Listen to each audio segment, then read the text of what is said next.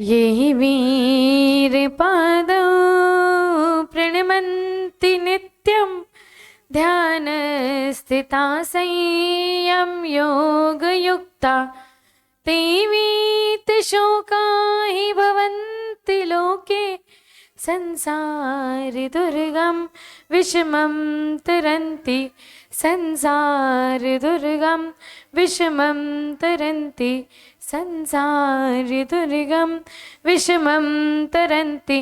जय बोले श्री आदिनाथ भगवान की, जय बोले श्री महावीर स्वामी भगवान की, जय बोले श्री आदि सागर जी महावीर कीर्ति जी विमल सागर जी तपस्वी सम्राट सन्मति सागर जी गुरुदेव की, जय बोले चतुर्थ पट्टाधीशाचार्य भगवान सुनील सागर जी गुरुदेव की, जय बोले प्रज्ञा शमनी आरिका श्रुतमती माता जी की, 10 लक्षण महापर्व की, उत्तम सत्य धर्म की। आज पर्युषण का 5वां दिन, उत्तम सत्य धर्म। 5 दिन चले गए, बस 5 दिन शेष बचे हैं। वो 5 दिन के बाद में इतने लोग हमको दिखने वाले नहीं है। ये 10 दिन ही ऐसे हैं जब हम पूरा समय अपना धर्म को देते हैं, सोचते हैं कि भाई प्रतिक्रमण भी कर ले, सामायिक भी कर ले, अभिषेक भी कर ले, प्रवचन भी सुन ले, सब कर ले, क्योंकि 10 दिन के बाद तो हमारे पास टाइम तो आज भी नहीं है आपके पास। आज भी ऑफिस जाने वाले ऑफिस गए हैं, कोई जल्दी छुट्टी लेके आया नहीं है। हमारा समय पे ही हमने काम किया है, लेकिन इन 10 दिन में हम प्रायोरिटी बदल देते हैं, धर्म को प्रायोरिटी दे देते हैं कि अभी 10 दिन धर्म कर लेते हैं, बाकी के जो दिन रहते हैं उसमें हमारी प्रायोरिटी बदल जाती है। उसमें हम भगवान को समय नहीं देते, उसमें हम अपने आप को ही समय देते हैं। उसमें हम आके काम से आके थक जाते हैं, दूसरे 100 काम याद आ जाते हैं। आज भी आपको 100 काम होंगे, लेकिन वो सब काम टाल के आज आप यहाँ बैठे हो। क्यों? क्योंकि आज आपने ये 10 दिन को महत्व दिया है। ऐसे ही आपको सिर्फ 10 दिन नहीं, हर दिन धर्म को महत्व देना है। जैसे आज आप यहाँ बैठे हो, वैसे आप रोज भी बैठ सकते हो। बस हमको अपना महत्व किसको देना है, अपनी प्रायोरिटी किसको देनी है, वो हमारे ऊपर है। कोई अपना दुकान बंद करके नहीं आया है, कोई अपनी नौकरी जल्दी छोड़ के नहीं आया है, सब अपने अपने समय पे करके आए हैं। लेकिन सीधा घर न जाके या दूसरी जगह फालतू समय बर्बाद न करके, या घर पे फोन, इंस्टाग्राम, यूट्यूब, फेसबुक न देख के हम अपना समय कहाँ दे रहे हैं? मंदिर में दे रहे हैं, धर्म को दे रहे हैं। यही फर्क है ये 10 दिन और बाकी के दूसरे दिनों में। तो जरा सोचिए, थोड़ा विचार करिए कि जब हम 10 दिन काम धर्म कर सकते हैं तो बाकी के दिन धर्म क्यों नहीं कर सकते? सिर्फ 10 दिन ही धर्म करना है क्या? नहीं, 10 दिन धर्म करने से कुछ होगा नहीं। खाली 10 दिन धर्म करके आपको मोक्ष मिलने वाला है क्या? नहीं। हम सोचते हैं 10 दिन बहुत धर्म कर लिया और बाकी के अब 300 जो दिन बचे हैं, 355 दिन, उनमें धर्म करने की जरूरत नहीं, क्योंकि 10 दिन पूरा दिन कर लिया। अब 355 दिन में जो पाप कमाएंगे वो इस 10 दिन में धुल जाएंगे, ऐसा हम सोचते हैं। ऐसा नहीं होता है। 365 दिन अगर आपको पुण्य चाहिए, सुख चाहिए, अगर हमको पैसा भी चाहिए, तो आपको धर्म करना पड़ेगा। आप सोचो, हमको अच्छा पैसा मिला है, अच्छी नौकरी मिली है, हमको धर्म करने की जरूरत नहीं है। ये सब जो आज आपको मिला है, ये आपके पुण्य की वजह से मिला है, और ये पुण्य आपने जरूर न जरूर पिछले भव में धर्म करके ही किया है। इसीलिए आज आपको ये सब लेविश लाइफ मिली है, सब कुछ अच्छा मिला है। अब हमको सब अच्छा मिल गया, तो हमको कुछ करना नहीं है। अब हम अगले भव के लिए कोई पुण्य जोड़ नहीं रहे हैं। तब आप सोचिए कि अब अगले भव में हमको क्या मिलने वाला है और क्या नहीं मिलने वाला है। अगर आपको सब अच्छा चाहिए तो पुण्य करना पड़ेगा, क्योंकि पुण्य की वजह से ही आपको सब मिलेगा। पुण्य नहीं करोगे तो कुछ मिलने वाला नहीं है। न पैसा मिलेगा, न शादी होगी, न गाड़ी मिलेगी, एक फोन भी, एक पेंसिल भी, फोन तो बहुत बड़ी बात है, एक पेंसिल भी आप बिना पुण्य के नहीं खरीद सकते। अगर आपका पुण्य होगा, जैसे हमें अगर पेंसिल की आवश्यकता है और पेंसिल की आवश्यकता हमें है, हमने किसी को कहा कि हमें पेंसिल ला दीजिए, हो सकता है वो अगले दिन लाना भूल गया।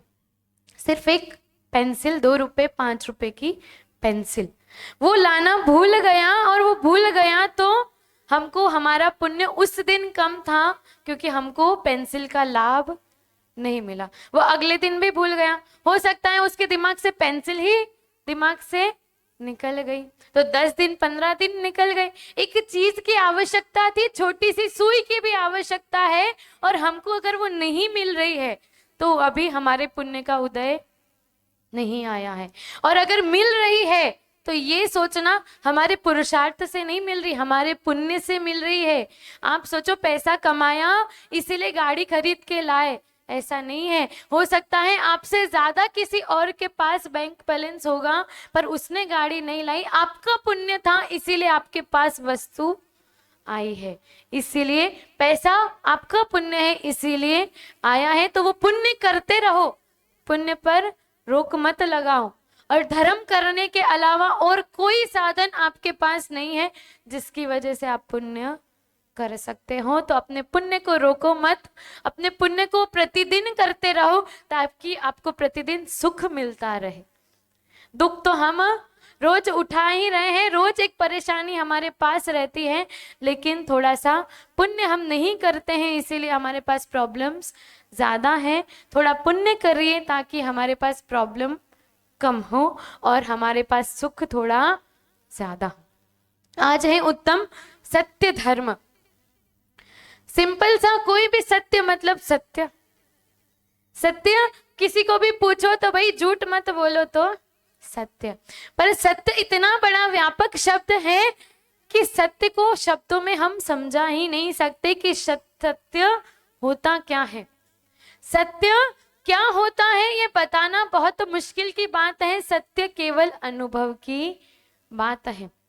जरूरी नहीं कि अगर आप कुछ गलत बोलो या असत्य बोलो तो वो सत्य नहीं है।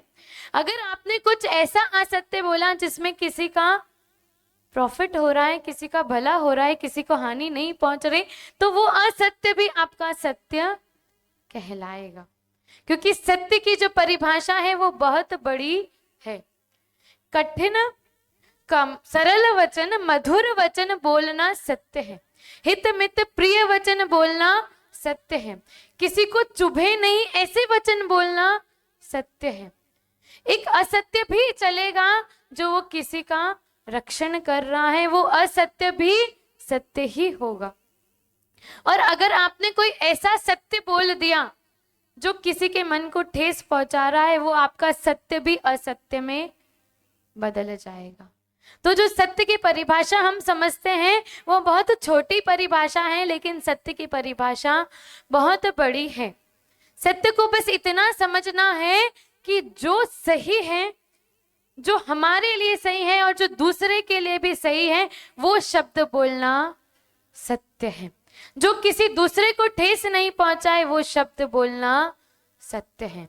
हमें असत्य भी ऐसा नहीं बोलना है, सत्य भी ऐसा नहीं बोलना है जिससे किसी के मन को दुख जाए।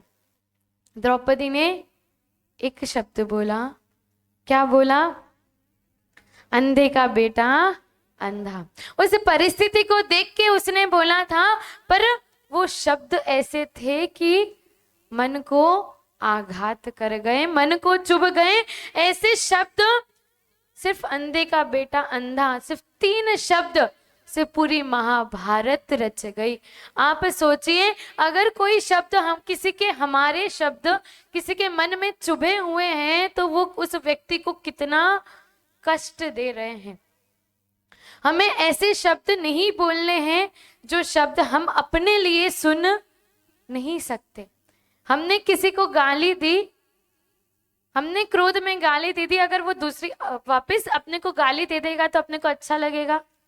नहीं लगेगा। अपन ने एक दी, उसने दो दी, अपन वापस 4 दे देंगे, क्योंकि वो 2 सुन के हमको अच्छा नहीं लगा।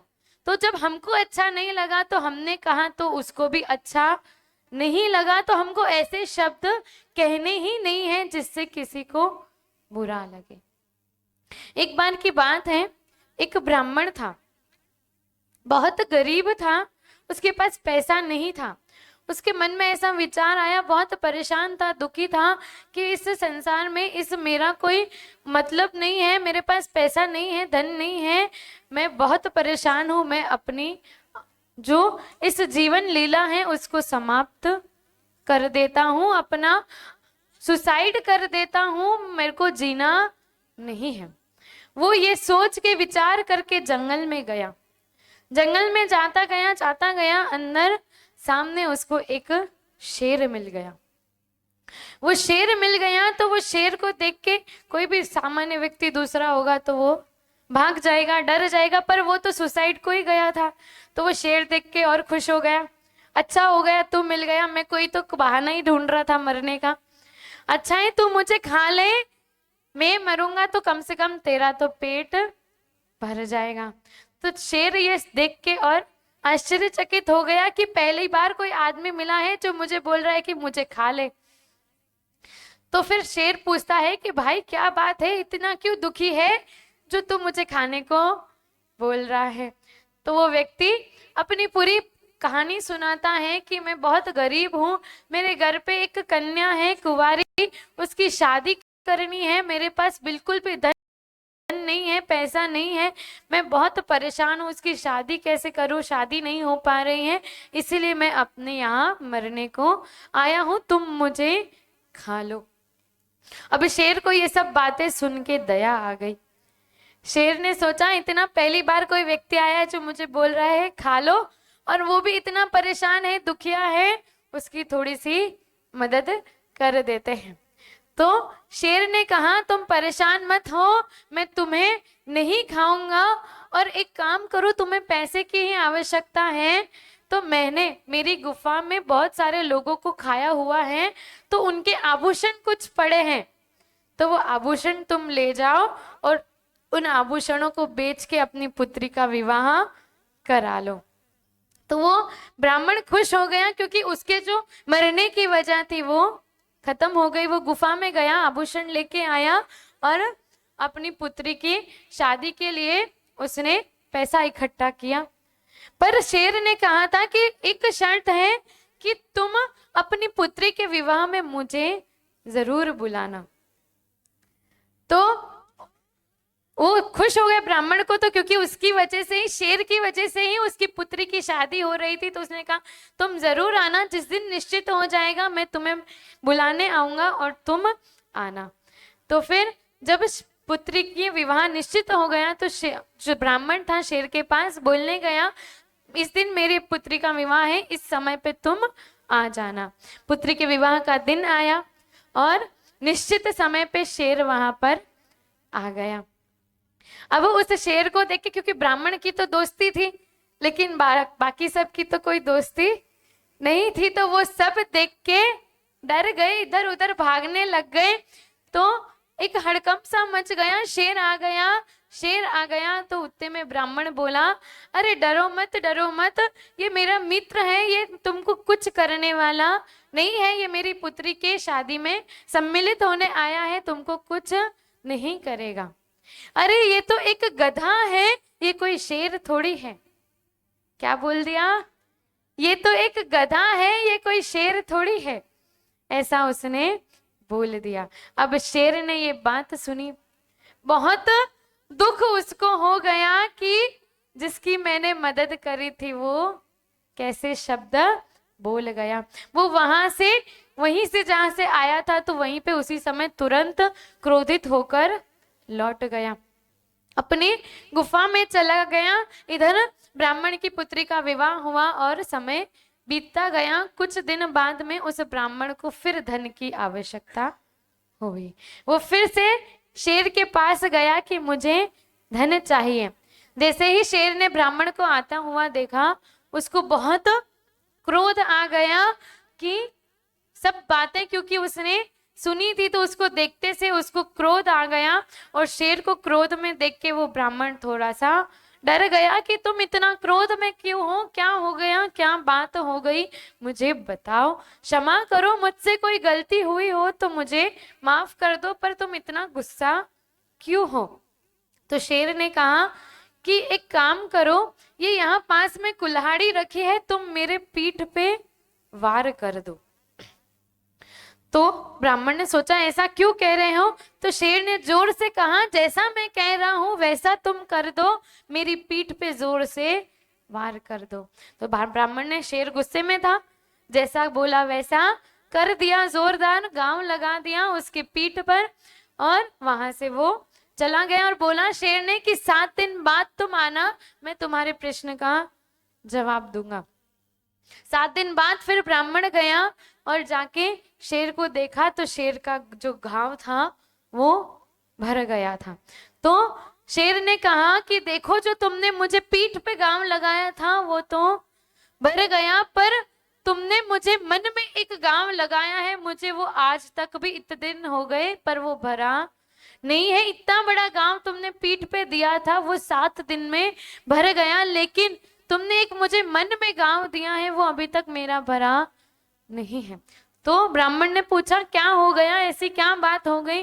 तो शेर ने फिर पूरी बात बताई, और फिर उस ब्राह्मण को पश्चाताप हुआ कि ऐसे ही अनजाने अनजाने में क्या शब्द हमारे मुंह से निकल जाते हैं, और वो दूसरे वाले को, सामने वाले को कितना आघात पहुंचा देते हैं, ये हम सोचते नहीं है, क्योंकि हम बोलने से पहले सोचते ही नहीं है।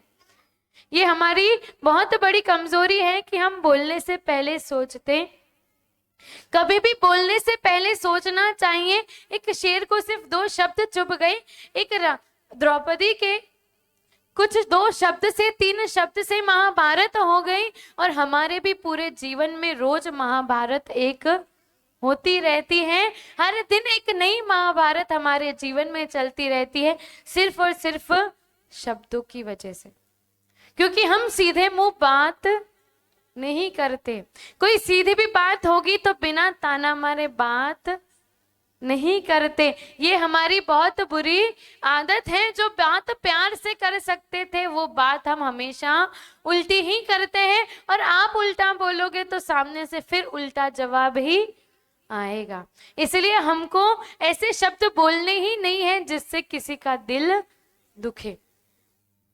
हम बहुत किस्मत वाले हैं कि हमको भाषा मिली है, हम बोल सकते हैं। ऐसे कितने एकेंद्रीय जीव हैं जो बोल नहीं सकते, और एकेंद्रीय छोड़ो, कितने पंचेंद्रिय जीव हम देखते हैं, हमारे आसपास देखते हैं, जिनको मुंह तो है लेकिन वो बोल नहीं सकते। हमको मुंह मिला है, भाषा मिली है, शब्द मिले हैं, तो उनका अच्छा उपयोग करो, उनको ऐसे ही गलत शब्द बोल के व्यर्थ नहीं जाने दो। बहुत से व्यक्ति होते हैं बिना बात के इतना बोलते हैं, इतना बोलते हैं, उनकी आदत ही क्या होती है, बोल बोल करने की। कोई मिलेगा तो भी एक जरा सी बात होगी, बात कुछ जरा सी होगी, और वो 1 घंटे तक बोलता ही रहेगा, बोलता ही रहेगा, और फिर हम उसको क्या कह देते हैं, ये तो इसकी आदत ही है, ये तो बोल बोल ही करता रहता है। तो अपना स्वभाव ऐसा मत बनाइए कि हमको कोई इस तरीके से बोलिए। जो हम बोलते हैं उस पर विचार करिए, और विचार करने के बाद ही बोलिए, बिना विचार करिए कभी भी शब्द नहीं बोलने चाहिए। कभी भी शब्दों को तराजू में तोल कर बोलना चाहिए। मन के तराजू पे तोलो कि ये शब्द बोलने से सामने वाले को अच्छा लगेगा कि बुरा लगेगा। अगर अच्छा लग रहा है तो जरूर बोल दो, अगर बुरा लग रहा है तो मत बोलो। जरूरी भी होती कई बार बात बुरी बोलनी, बुरी बात को भी हम अच्छे तरीके से बोल सकते हैं।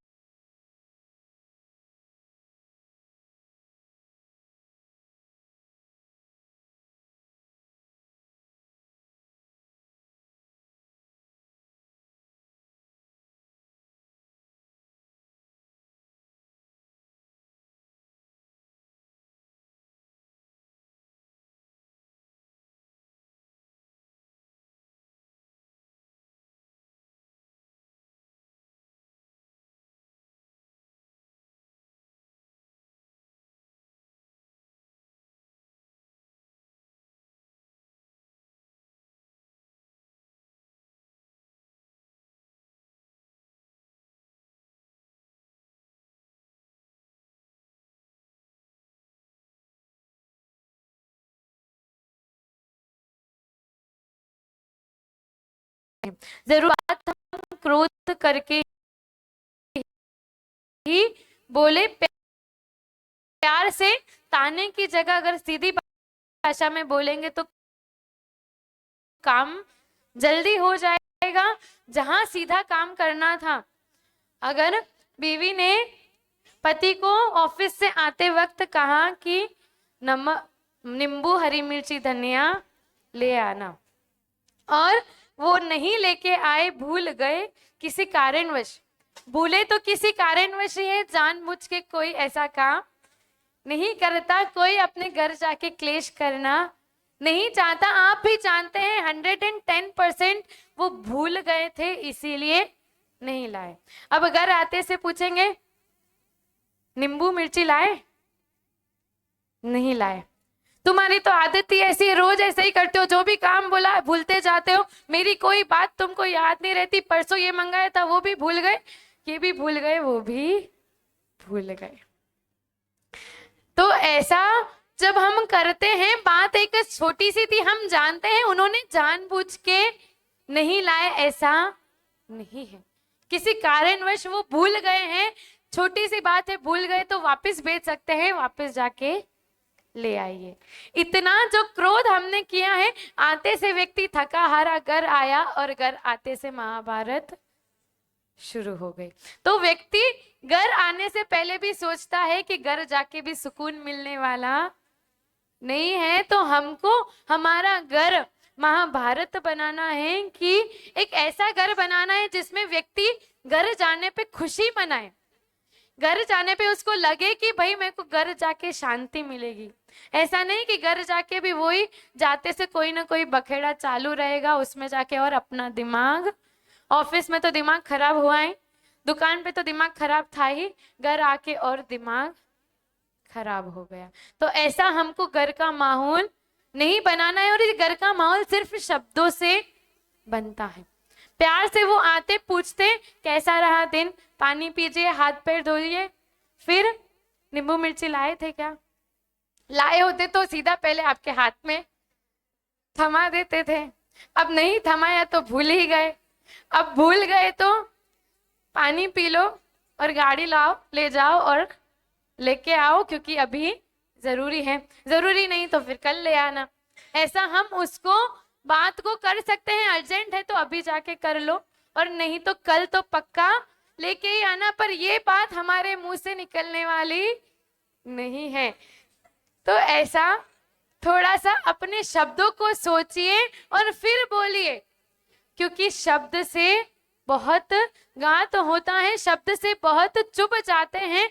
एक व्यक्ति सिर्फ आपके लिए कमा के ला रहा है, आपके लिए सब कुछ कर रहा है, और हम उनसे प्यार के 2 शब्द भी नहीं बोल सके तो क्या मतलब है हमारा। इसलिए थोड़ा सा आप भी प्यार के 2 शब्द बोलिए, क्योंकि क्रोध और लड़ाई झगड़े तो हम रोज करते हैं, उनको सुलटाने की कोशिश करिए। कोई भी सुलटा सकता है, कोई भी पहला कदम ले सकता है, लेकिन सिर्फ बात इतनी सी है कि मीठे शब्द बोलना है, मीठे शब्द बोलेंगे तो सब अच्छा हो जाएगा, और मीठे नहीं बोलेंगे तो रोज महाभारत हमारी चालू ही है। उस महाभारत को थोड़ा कम करिए, थोड़ा सा शांति का जीवन जिए। ये जो शब्द हैं, ये जो भाषा है, ये हमारी परवरिश बताती है। जो हमारे शब्द हम कैसे बोलते हैं, ये क्या हमारी परवरिश कैसी है, हमारे संस्कार कैसे हैं, हम किस कुल से आते हैं, किस जाति से आते हैं, ये सब हमारे शब्द बता देते हैं। एक बार की बात थी, एक राजा वन को शिकार को गया, उस वन में वो शिकार को गया, अपने साथ में मंत्री, सैनिक आदि, नौकर चाकर सबको लेकर शिकार को गया। शिकार में जाके बहुत अच्छा हरा भरा जंगल था, जंगल में एक उसने हिरण देखा। उस हिरण को देखा तो वो राजा अपने घोड़े पे उस हिरण के पीछे भाग गया। अब हिरण इतना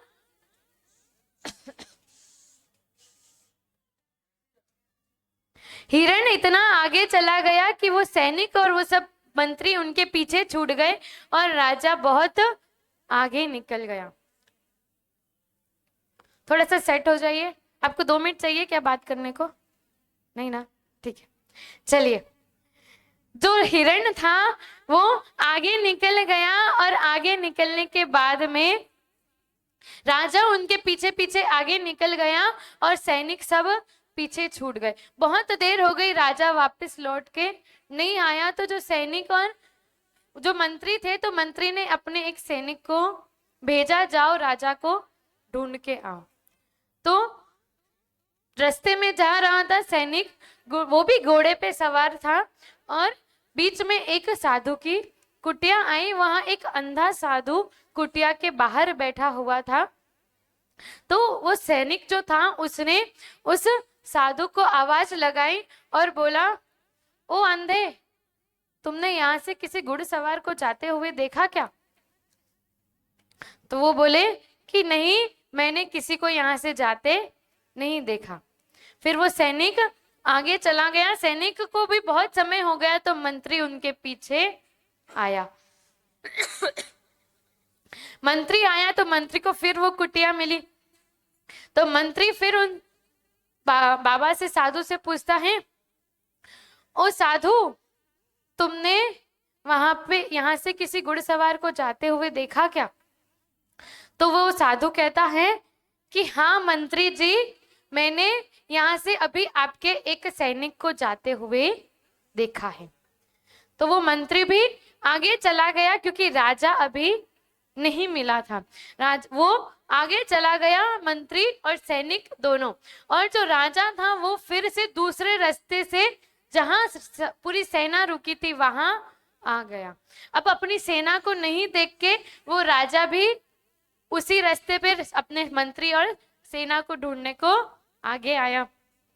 उस राजा को भी वही कुटिया मिली, और वो कुटिया में साधु को पूछता है, ओ साधु महाराज, तुमने किसी घुड़सवार को जाते देखा क्या?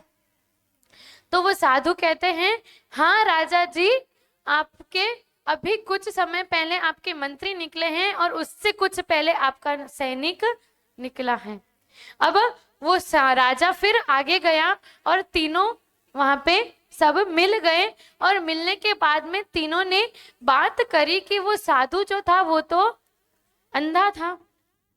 उसको कैसे पता चला कि पहले सैनिक निकला, फिर मंत्री निकला और फिर राजा निकला? किसी ने बोला नहीं, उसे दिखता नहीं, तो उसे कैसे पता चला? तो वो अगले दिन तीनों जने उस साधु के पास में आए और साधु को कहते हैं कि हमें बहुत बड़ी शंका है, आपको नहीं दिखता और आपको कैसे पता चला कि कौन मंत्री, कौन साधु, कौन राजा और कौन सैनिक? तो वो साधु मुस्कुराया और बोला कि अरे ये तो बहुत ही सिंपल था, बहुत सरल था, इसमें कौन सी बड़ी बात है। जो सबसे पहले आया था उसने क्या कह के संबोधन किया? ओ अंधे। क्या बोला? ओ अंधे। तो ऐसी भाषा एक सैनिक की, एक नौकर की ही हो सकती है। फिर दूसरी बार जो आया था उसने संबोधन किया, ओ साधु। तो ऐसी थोड़ी सी उच्च भाषा है, तो ये किसी न किसी मंत्री की ही हो सकती है। फिर बाद में जो तीसरे आए थे उन्होंने कहा था, ओ साधु महाराज। तो इतनी अच्छी और कुलीन भाषा किसी न किसी राजा की ही हो सकती है। तो ये तीन शब्द सुन के उनको अपने जो शब्द थे वो समझ आ गए कि हम किन शब्दों का प्रयोग करते हैं, ये हमारे संस्कार बताते हैं, हमारी परवरिश कैसी हुई है, हमारा कुल कैसा है, हमारी जाति कैसी है, ये हमारे शब्द बताते हैं। इसलिए कभी भी अभद्र शब्दों का प्रयोग नहीं करना चाहिए, क्योंकि अभद्र शब्द हमारे कुल के लिए सही नहीं है। हमारे जैसे उच्च कुल के लोग ऐसे अभद्र शब्दों का, अपशब्दों का प्रयोग नहीं करते हैं। ये सब नीच कुल के लोग बोलते हैं। हम ऐसे शब्द प्रयोग करेंगे तो हम में और उनमें क्या फर्क रहेगा? थोड़ा सा फर्क रखिए। फर्क किससे रखना है। अब आप कहेंगे आज दीदी आप क्या ऊंच नीच की और इसकी उसकी बातें कर रहे हो, आज का जमाना स्टैंडर्ड बहुत बड़ा है। स्टैंडर्ड कितना भी आप उसके भले ही टिफिन में एक साथ खा लो, पर अपने शब्दों को, अपने कुल को, अपने आचरण को हमेशा उनसे उच्च रखिए, क्योंकि आपकी जो कुल है, आपका जो धर्म है वो सबसे उच्च है। उससे उच्च कोई धर्म हमारा नहीं है। तो हमारे धर्म को उच्च तब रख पाएंगे जब हमारा आचरण उच्च होगा, हमारे शब्द अच्छे होंगे, हमारी बोली मीठी होगी, तब हमारा संस्कार दिख के आएंगे कि देखो ये जैन साहब है, ये फालतू की बहस में कभी पड़ते नहीं है। ऐसा हर व्यक्ति बोलेगा, कभी ये बहस में पड़ते नहीं है, कभी बहस करते नहीं है। तो जब हमको ऐसे शब्द हमारे लिए सुनने हैं तो हमको ऐसे शब्द उनको बोलने भी पड़ेंगे। तो हमारे शब्दों को हमेशा ऊंचा रखिए, मीठा बोलिए, हमेशा ऐसे शब्द बोलिए कि वो दूसरों के लिए हितकारी हो, प्रिय हो और मीठे हो। अगर मीठे नहीं बोल सकते तो मत बोलिए। अगर हम अच्छा नहीं बोल सकते तो हमको मौन रहना चाहिए। अगर मन में क्रोध आ गया है और पता है कि क्रोध में हम अब गलत ही शब्द प्रयोग करेंगे, तो उस समय हमको चुप हो जाना चाहिए, मौन धारण कर लेना चाहिए कि हम मौन धारण करते हैं ताकि कभी कुछ गलत शब्द हमारे मुख से नहीं निकले।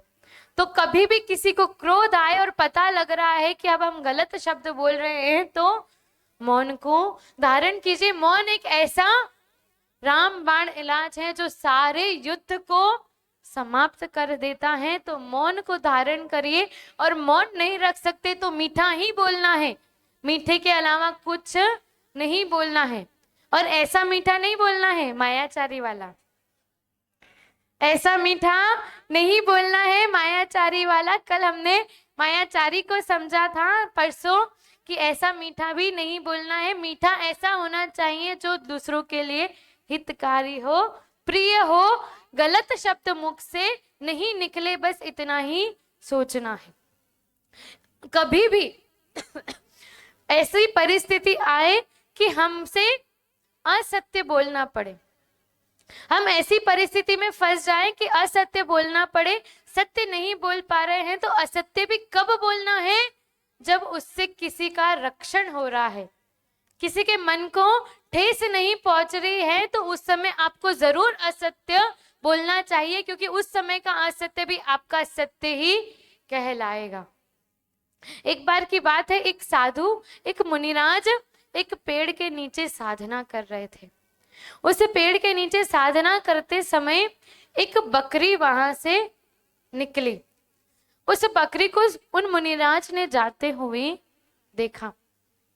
अब वो बकरी कुछ चली गई, 2 मिनट 3 मिनट बाद में एक कसाई हाथ में चक्कू लिए वहां से निकला। अब मुनिराज से पूछता है, ओ बाबा तुमने यहाँ से कोई बकरी जाते हुए देखी क्या?